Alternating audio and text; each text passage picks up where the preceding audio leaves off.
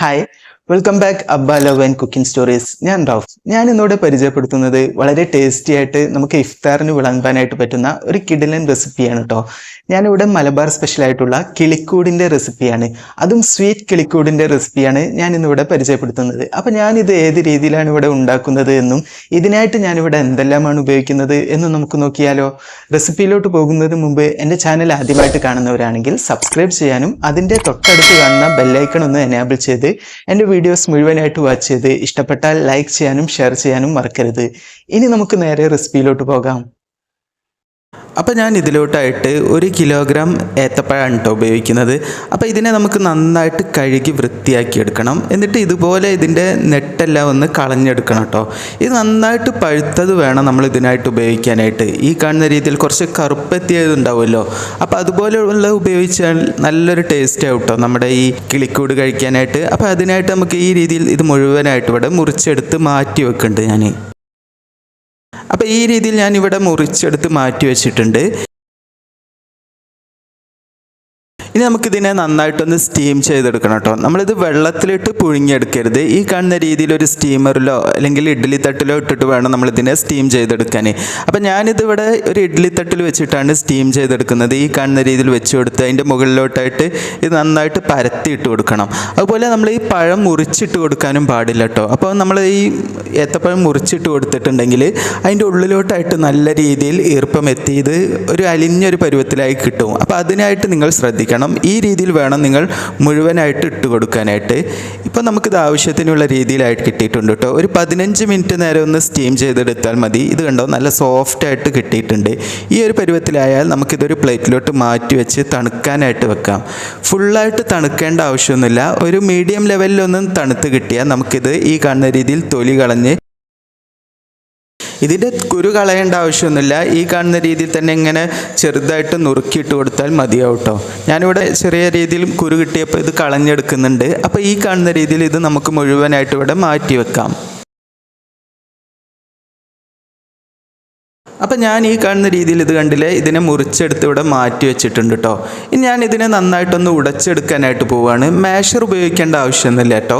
Masher ഉപയോഗിച്ചാൽ നമുക്കിത് കയ്യിൽ പിടിച്ച് കിട്ടാൻ കുറച്ചൊരു ബുദ്ധിമുട്ടായിരിക്കും. അപ്പോൾ ഈ കാണുന്ന രീതിയിൽ വേണം നമ്മളിതിനെ ഉടച്ചെടുക്കാനായിട്ട്. ഇത് നന്നായിട്ട് പഴുത്ത പഴമാണല്ലോ, അപ്പോൾ അതുകൊണ്ട് നമ്മൾ ഈ കാണുന്ന രീതിയിൽ ഉടച്ചെടുത്താൽ തന്നെ നമുക്ക് പെട്ടെന്ന് തന്നെ നമുക്ക് ആവശ്യത്തിനുള്ള രീതിയിലായി കിട്ടും കേട്ടോ. ഞാൻ ഈ രീതിയിലാണ് ചെയ്തെടുക്കുന്നത്. ഇത് നമ്മൾ ചെയ്തെടുക്കുമ്പോൾ ഒരു ഇളം ചൂടോട് കൂടി ചെയ്തെടുക്കാനായിട്ട് ശ്രദ്ധിക്കണം കേട്ടോ. എന്നാൽ നമുക്കിത് നല്ല രീതിയിൽ നമുക്ക് ആവശ്യത്തിനുള്ള രീതിയിൽ പെട്ടെന്ന് തന്നെ ആയി കിട്ടും. ഇത് കണ്ടോ, ഈ ഒരു പരുവത്തിലാണ് ഞാൻ ഉടച്ചെടുത്തിട്ടുള്ളത്. ഇനി ഞാൻ ഇതിലോട്ടൊരു 4 ഏലക്കായ ഈ കാണുന്ന രീതിയിലൊന്ന് ചതച്ചെടുത്ത് ഇതിലോട്ടായിട്ട് ഇട്ട് കൊടുക്കുന്നുണ്ട്.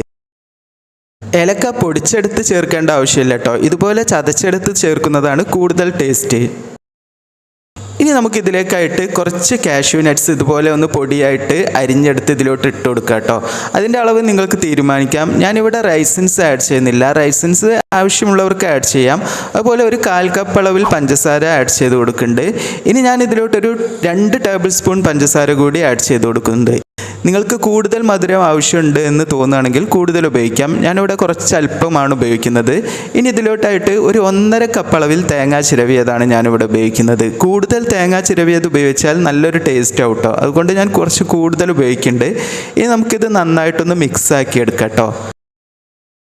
ഈ സമയം നമുക്കിതിലോട്ട് കുറച്ച് ബ്രെഡ് പൊടി കൂടി ആഡ് ചെയ്ത് കൊടുക്കണം കേട്ടോ.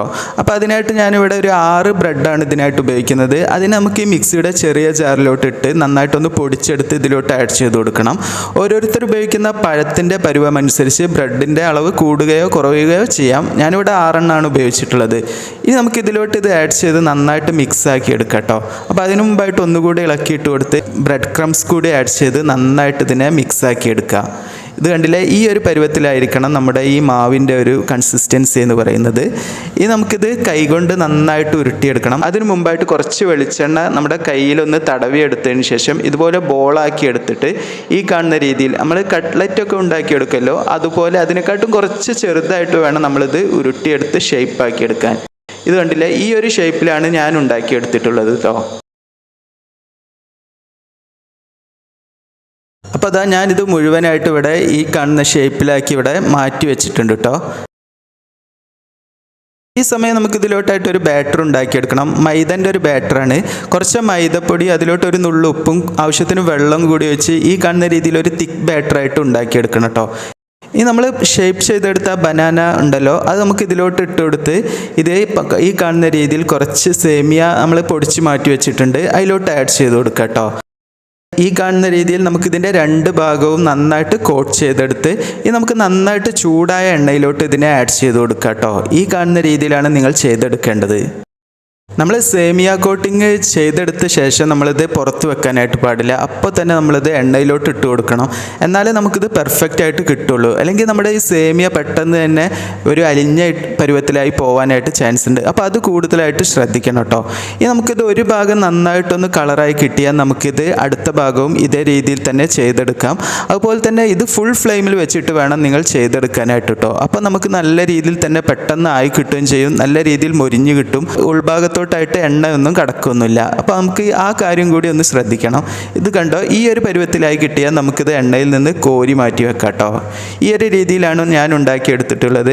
നമുക്ക് അടുത്ത ബാച്ചും ഇതേ രീതിയിൽ തന്നെ ചെയ്തെടുക്കാം. നല്ല ചൂട് വേണം കേട്ടോ. നമ്മളിത് എണ്ണയിലോട്ട് ഇട്ട് കൊടുക്കുന്ന സമയം നല്ല രീതിയിൽ ചൂടുള്ള സമയത്ത് വേണം നമ്മൾ ഇതിലോട്ടായിട്ട് ഇട്ട് കൊടുക്കാൻ. എന്നിട്ട് വേണം നമ്മളിതിനെ ഫ്രൈ ചെയ്തെടുക്കാനായിട്ട്. അപ്പം ഞാൻ ഈ സ്വീറ്റ് കിളിക്കൂട് ഇവിടെ മുഴുവനായിട്ട് ഇതേ രീതിയിൽ പൊരിച്ചെടുത്ത് മാറ്റി വെക്കുന്നുണ്ട് കേട്ടോ. നമുക്ക് ഇഫ്താറിന് മധുര പലഹാരം ഇഷ്ടപ്പെടുന്നവർക്ക് നല്ലൊരു ചോയ്സാണ് കേട്ടോ ഈ സ്വീറ്റ് കിളിക്കൂട്. നല്ലൊരു ടേസ്റ്റുമാണ്. നമ്മുടെ ഉന്നക്കായയുടെ വേറൊരു വെർഷൻ എന്ന് വേണമെങ്കിൽ നമുക്ക് പറയാം. എന്നാലും നമുക്കിത് പെട്ടെന്ന് തന്നെ ഉണ്ടാക്കിയെടുക്കാനായിട്ടും പറ്റും. എന്നാൽ നമുക്കിത് ഉണ്ടാക്കിയെടുക്കാൻ ഉന്നക്കായയുടെ അത്ര തന്നെ ബുദ്ധിമുട്ടൊന്നുമില്ല. അപ്പം നിങ്ങളെല്ലാവരും ഇതേ രീതിയിലൊന്ന് ട്രൈ ആക്കി നോക്കണേ. ഈ രീതിയിൽ നിങ്ങൾ എല്ലാവരും ഈ ടേസ്റ്റി ആയിട്ടുള്ള മലബാർ സ്പെഷ്യൽ സ്വീറ്റ് കിളിക്കൂട് ഉണ്ടാക്കി നോക്കി അതിൻ്റെ ഫീഡ്ബാക്ക് താഴെ കാണുന്ന കമൻറ്റ് ബോക്സിൽ എന്നെ എഴുതി അറിയിക്കാൻ മറക്കരുത്. ഇനി നമുക്ക് പുതിയൊരു വെറൈറ്റി റെസിപ്പിയുമായി പുതിയൊരു വീഡിയോയിൽ കാണാം. താങ്ക്